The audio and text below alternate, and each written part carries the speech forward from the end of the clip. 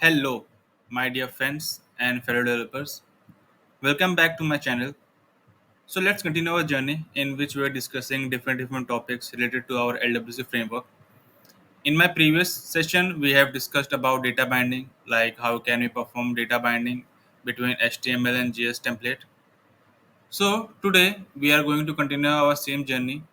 So if you recall the last video, so if you haven't watched the last video, please go and check that video. I will attach the video link in the description. So in that session, we have discussed one point that we cannot compute any value in property curly braces whenever we do the binding. So there is an alternative suggested that we should make use of getter whenever we want to compute some value and want that property to be binded in our HTML template. So today we will discuss how that computation of an value can be done with the help of getter. So basically getters are used to dynamically update a property value in a template. So here is one code snippet. So as you can see, we have a property name binded with our template file named as property name. And then what we are doing, we are having a getter function, as you can see, get property name. So this function will return the value of this property name, and in this function we can do any type of computation, whichever is needed. So this is the simple syntax how we can perform getting a getter operation in our LWC framework. So now let's move further and discuss some points which needs to be remember.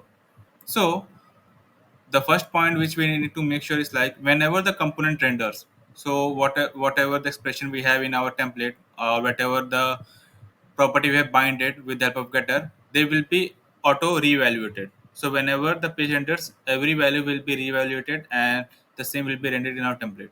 So this is the first point. Second point is like getters are not only used for computation. Since it is a JavaScript function, you can perform any operation in this getter function which is valid in our JavaScript platform. Then we have some of the use cases where getters are particularly used. So the first one is like derived data computation. So what we mean is like in getter we can take two, three, or four, five values, and then we can club together or do some manipulation. So we can do data derivation over there. Then the second is the conditional rendering. What it means is like with the help of getter we can compute some value, right? So based on that value we can return true or false, or we can have our own check, and then we can use that particular value in our LWC derivative to conditionally render any of the template which is needed over there. Then we have data transformation. So we can perform any type of transformation since getter can compute any legal JavaScript function. So we can perform data transformation also. Then we can perform dynamic styling also over here. So what it means is like in our constant variable we can define some of the CSS, and then with the help of getter we can determine that which CSS to be applied in our HTML template. Then we have encapsulation of business logic. So this is the special use case. So basically, it will help us to have the encapsulation in our JS file or in our LWC framework. What it will do, whenever we have any specific logic or business logic, we want it to be hidden from end user. So what we can do, we can perform that logic in our getter. So in runtime, when the LWC will be rendered in our web browser, so if you try to locate the source file, so the getter functions will be replaced with the special symbols so that the actual logic or the business logic which is implemented over there, it will not be visible to the end user. So now with the help of that getter we can perform encapsulation also. Then it also helps us to perform state management so that we can maintain the state of the LWC framework.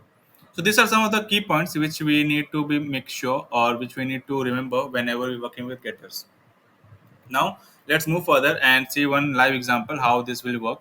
So here we have used uppercase full name and we have used it down data binding. So initially when the page will load, so it will have first name as well and last name as component. So in getter, what we are doing, we are combining the values like first name and last name, and then we are returning the uppercase string value. So that's why in uppercase full name you will see the web component over here. The one point which we need to have a look over this example is like, see there in first name we are defining it as string as single quotes, but here we are using escape sequence, or you can say tilde expression over here.